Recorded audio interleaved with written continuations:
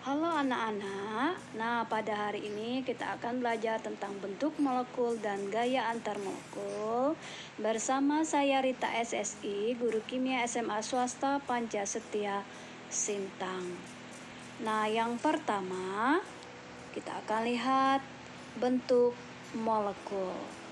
Nah, bentuk molekul itu bisa kita tentukan dengan dua cara, teori domain elektron atau PSEPR, dan yang kedua teori hibridisasi.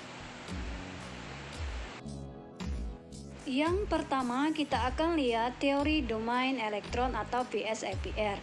Domain elektron berarti kedudukan elektron atau daerah keberadaan elektron. Jumlah domain elektron ditentukan, yaitu satu domain dapat berupa pasangan elektron ikatan tunggal rangkap 2 atau rangkap 3, atau berupa pasangan elektron bebas pada atom pusat. Yang berikutnya yaitu prinsip dasar dari teori domain elektron. Antar domain elektron pada kulit terluar atom pusat saling tolak-menolak sehingga diperoleh susunan ruangan yang terjadi akibat tolakan minimum antar domain elektron. Urutan kekuatan tolak-menolaknya, pasangan elektron bebas lebih kuat dari pasangan elektron bebas pasangan elektron ikatan. Pasangan elektron bebas ikatan itu lebih kuat dari pasangan elektron ikatan. Nah, geometri atau bentuk molekul hanya ditentukan oleh pasangan elektron ikatan. Bentuk molekul secara umum itu ada 5. Jika jumlah domainnya 2, maka bentuknya linear. Jika domainnya 3, segitiga datar. Domainnya 4, tetrahedral. Domainnya 5, trigonal bipiramida. Dan jika domainnya 6, oktahedral. Nah, masing-masing sudutnya linear 180, segitiga datar 120, tetrahedral 109,5, trigonal piramida 90, dan 120, oktahedral 90. Berikut ditampilkan bentuk molekul 3 dimensi. Yang pertama bentuk linear, yang kedua segitiga datar, yang ketiga tetrahedral, yang keempat trigonal bipiramida, yang kelima oktahedral. Nah, secara 3 dimensi bentuk molekulnya seperti ini. Nah, jika ingin menggambar maka memulailah dari bentuk dasarnya. Sekarang kita lihat berbagai macam tipe molekul, dimulai dari AX2 di sini tidak cantumkan. AX2 itu linear, AX3 itu segitiga datar, kemudian AX2E bentuk V. Nah, kemudian di sini AX4 tetrahedral diturunkan menjadi AX3E, AX2E2. Kemudian AX5 diturunkan menjadi 3, ada AX4E, AX3E2, AX2E3. Nah, AX6 itu diturunkan menjadi 2, yaitu ada AX5E dan AX4E2. Nah, bagaimana merumuskan tipe molekul? Tipe molekul dapat kita rumuskan sebagai berikut. Misalkan AXNEM. A itu atom pusat, X pasangan elektron ikatan, E pasangan elektron bebas, N jumlah domain pasangan elektron ikatan, M jumlah domain pasangan elektron bebas.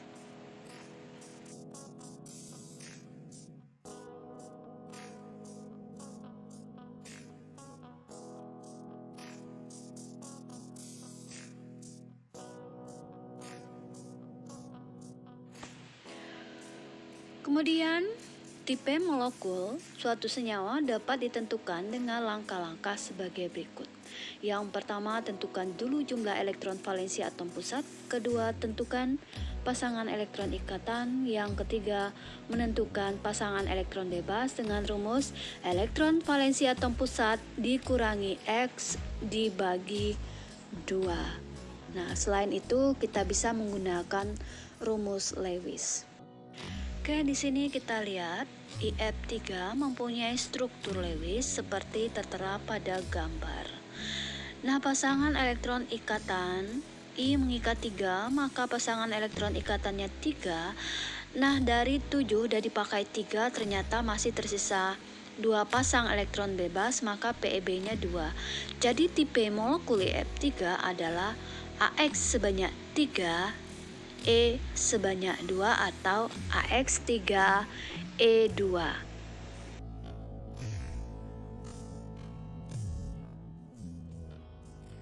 Soal yang berikut yaitu molekul H2S. Elektron valensi S itu kan 6 karena dia golongan 6. Mengikat 2 atom H maka X-nya 2, maka E 6 dikurang 2 dibagi 2 hasilnya 2. Sehingga tipe molekulnya AX sebanyak 2, E-nya 2. Bentuk molekulnya V. Kemudian yang berikut PCl5. Elektron valensi P5 mengikat 5Cl. E-nya berarti 5 kurang 5 bagi 2 hasilnya 0. Maka tipe molekulnya AX5, bentuk molekulnya bipiramida trigonal atau trigonal bipiramida.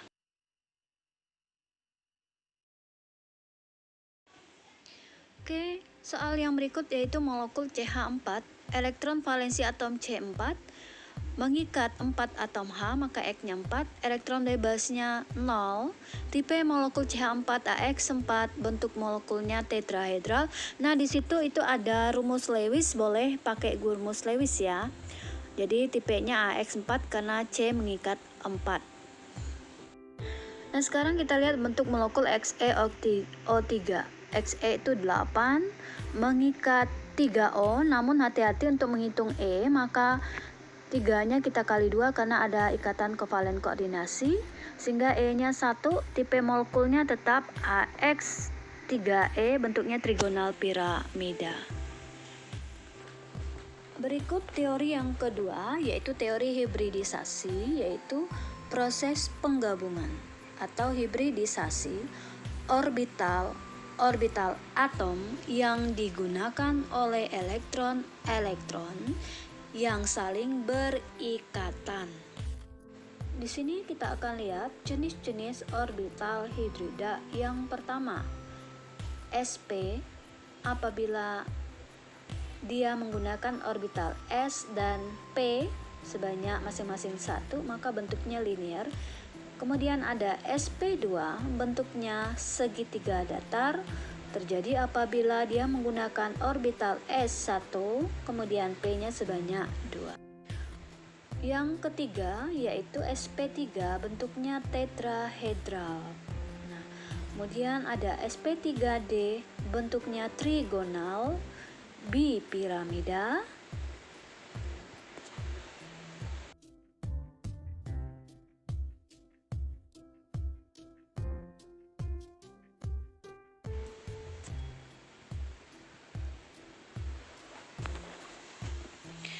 Dan yang terakhir sp3d2 yaitu oktahedral. Jadi jika menggunakan teori hibridisasi maka kita hanya menggunakan 5 bentuk dasar dari molekul. Yang berikut gaya antar molekul, yaitu interaksi antara atom-atom dalam senyawa atau kumpulan molekul dalam senyawa yang mengalami tarik-menarik antar molekulnya.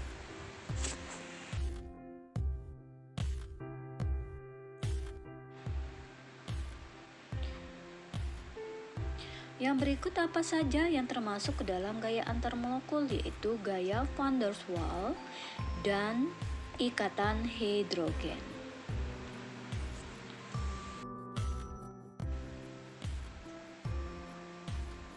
Gaya van der Waals, gaya tarik-menarik antar molekul kovalen, dibagi menjadi 3, ada gaya London, gaya dipol terimbas, dan gaya dipol-dipol.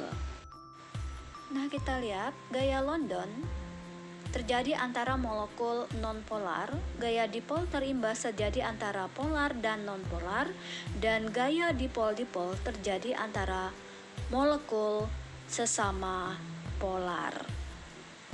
Urutan kekuatan ikatan pada gaya van der Waals, gaya dipol lebih kuat dari gaya dipol terimbas. Gaya dipol terimbas lebih kuat dari gaya London.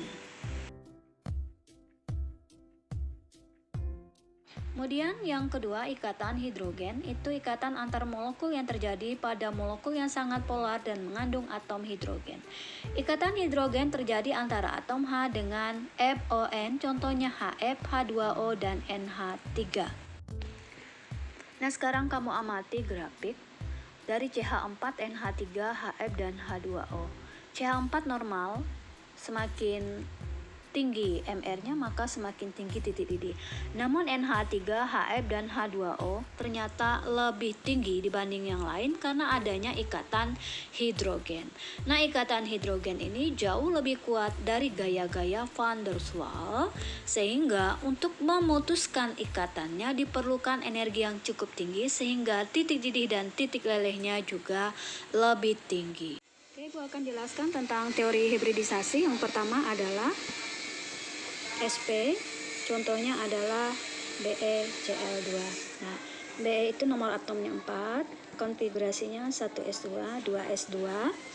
Kemudian kita menggunakan kulit yang paling luar, yaitu kulit kedua, maka kita gambarkan dua kotak orbital S dan orbital P. Nah, orbital S di sini terisi 2 elektron, P-nya masih kosong. Sementara kita mau mengikat 2 Cl. Nah, karena ingin mengikat 2 Cl, maka kita harus menyiapkan 2 orbital yang tidak berpasangan elektronnya. Nah, berhubung di sini ini ada 2, maka satunya bisa kita promosikan. Nah, kita promosikan elektronnya ke 2P. Nah, jadi kita gambarkan lagi. Nah, ini sisinya sisa 1. Ini kalau kita tulis ini keadaan dasar, ini keadaan tereksitasi. Nah, di sini 1 tetap, yang ini pindah ke sini. Nah, jadi kita sudah punya 2 orbital yang elektronnya tidak punya pasangan, yang nantinya akan masuk Cl-nya. Nah, kita buat lagi di bawahnya. Nah, nanti Cl-nya akan masuk ke sini. Nah, sekarang orbital yang kita pakai S sebanyak 1, P sebanyak 1. Maka bentuk orbital hibridanya adalah SP. SP ini bentuknya linear. Oke. Nih ya, ini yang kedua, yaitu SP2. Nah, kita pakai contoh BF3. B nomor atomnya 5. Kita buat konfigurasi 1s2, 2s2, 2p1. Nah, kita akan membuat orbital 2s dan orbital 2p-nya. 2s, 2p. Nah, kita isi elektron di sini, ini kan 2, ini 1. Kita isi 2. Kita di sini isi 1. Nah, dia baru tersedia 1 orbital yang elektronnya tidak berpasangan, sementara dia akan mengikat 3. Maka kita lakukan promosi elektron dari 2s ini menuju 2p. Ini promosi elektron. Nah, sehingga nantinya ini sisa 1, ini tetap, yang satunya pindah sini, sehingga kita punya 3 orbital yang akan mengikat F sebanyak 3 nantinya. Nah, kita buat lagi orbital hibrida yang terbentuk. Nanti F-nya masuk ke sini. Ini garis putus-putus itu F ya, maka kita pakai orbital S sebanyak 1, orbital P kita pakai 2. Nah, jadi SP2. SP2 bentuknya segitiga datar. Oke. Nah, ini hibrida untuk yang SP2.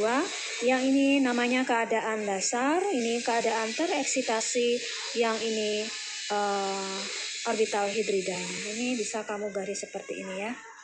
Nah, ini keadaan dasar, ini tereksitasi, ini orbital hibridanya. Yang ketiga, nah, yang ketiga ini adalah SP3. Nah, sp3 Ibu ambil contoh yaitu CH4. Nah, atom C memiliki nomor atom 6, konfigurasinya 1s2, 2s2, 2p2. Nah, di sini 2s, 2p. Nah, S sebanyak 2, P-nya juga 2. Nah, karena kita akan mengikat 4, maka harus tersedia 4, sementara ini baru tersedia 2. Jadi ini kita harus promosikan elektronnya ke sini. Promosi elektron. Nah, ini jadi seperti ini ya. Ini sisa 1, ini tetap. Nah, ini pindah, yang 1 ini pindah ke sini. Nah, kita sudah punya 1, 2, 3, 4. 4 ini yang akan mengikat 4 atom H ini. Nah, berikutnya atom H-nya akan masuk ke sini masing-masing. Ini garis putus-putus adalah atom H yang terikat. Jadi, kita pakai S sebanyak 1, P-nya kita pakai sebanyak 3. Maka dia bentuknya adalah tetrahedral. Oke, untuk yang soal keempat yaitu sp3d. Nah, Ibu akan gunakan contoh soalnya adalah PCl5.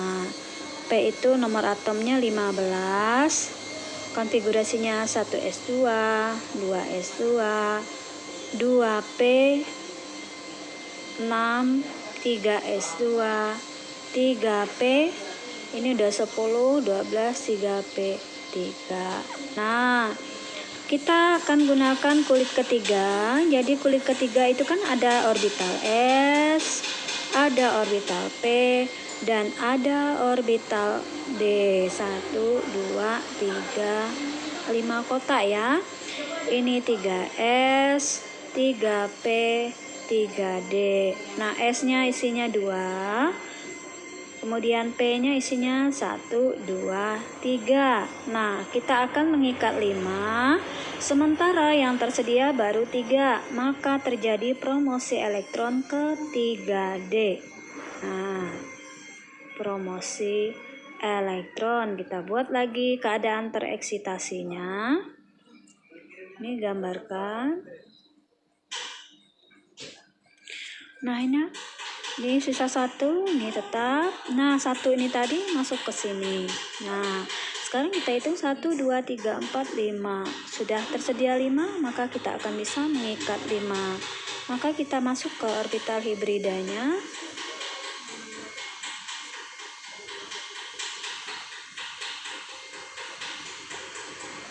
Ini masuklah Cl-nya ke sini. Nah, kita pakai S-nya sebanyak 1 ya. P-nya sebanyak 3, 1, 2, 3. D-nya kita pakai 1, maka orbital hibridanya sp3d bentuknya trigonal bipiramida. Oke. Seperti itu ya. Untuk SP-nya yaitu sp3d2, contohnya SF6.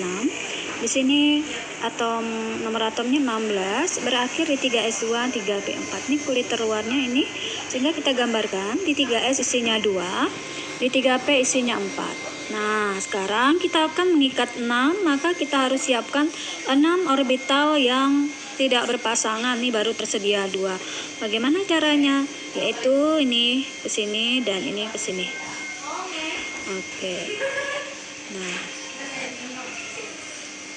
oke, kita gambar dulu. Oke, ini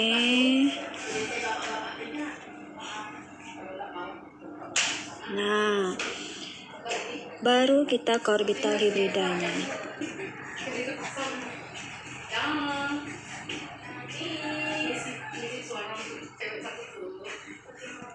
Nah, masuklah F-nya ke sini.